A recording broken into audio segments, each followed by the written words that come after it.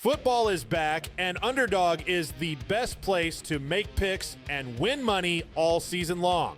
Playing on Underdog is easy. Just pick whether your favorite players will go higher or lower on stats like touchdowns, receiving yards, interceptions, and more. Get your picks right and you can win up to 5,000 times your cash. You can play with as little as $1. Download the app today and sign up with promo code SPORTS365 to score $50 in bonus funds when you play your first $5. That's promo code SPORTS365. Millions of fans have already won billions making picks on Underdog. Will you be next? Underdog. Make picks. Win money.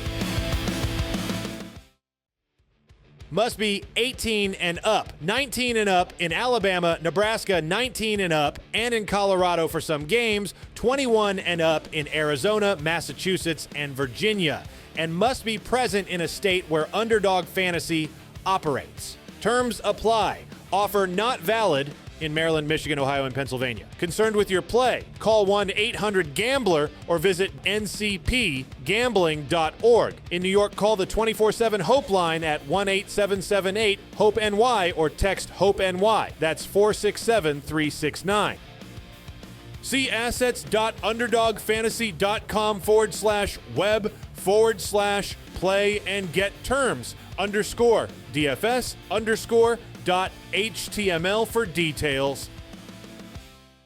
Welcome into Paul Catalina's Top 5, brought to you by Flag and Anthem. Go to flagandanthem.com. Use our promo code 365sports. Today we're talking UAB candidates. Yes, a job opened this week, and by gum, I am going to go and find its candidates. We don't talk about UAB a lot on this show, and that's not because they don't deserve it. They are a very interesting program that came back from the brink of death and has been good. Birmingham is a great place to recruit to. It's a college football town.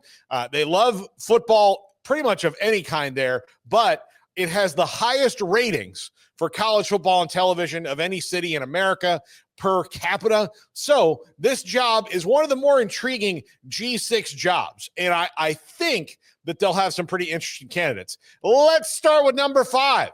Neil Brown, former coach at West Virginia. This is a dude who had a job in Alabama before at Troy, and guess what he did there? He kicked ass at Troy. He's a good coach. Maybe he was a little bit above a level that he was ready to be at West Virginia, and maybe West Virginia wasn't ready to commit the things to Neil Brown that they needed to commit to him.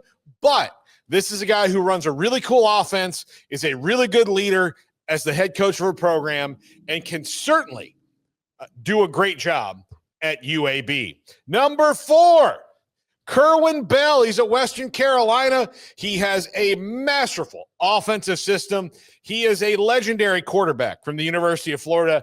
And if you don't know that, you are probably way younger than me. But he was one of the best quarterbacks in Florida's history. He's been coaching a long time, got a really cool offense, and I'm sure would love to move back south closer to the Sunshine State. But this would be a really interesting hire going with Kerwin Bell from Western Carolina. Number 3, Tremaine Jackson from Prairie View A&M, one of the toughest teams in the SWAC now.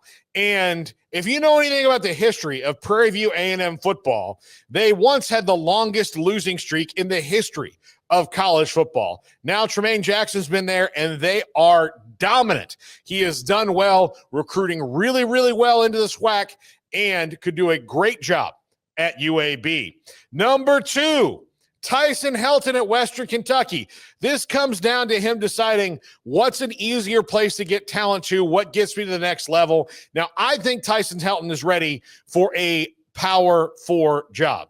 If that does not happen this year and he wants to move to a spot that's a little bit different, I think UAB is a slightly better job than Western Kentucky, but he's shown that he can take a quarterback, develop them, and throw numbers up all over the place. He's very much like Eric Morris in that regard.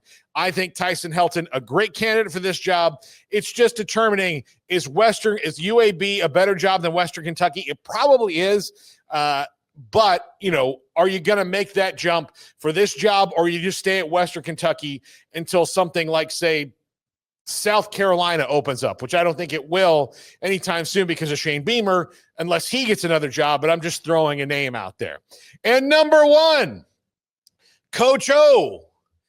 This would be a great job for him to dip his toe back in the water, get back to head coaching. He wants to coach again.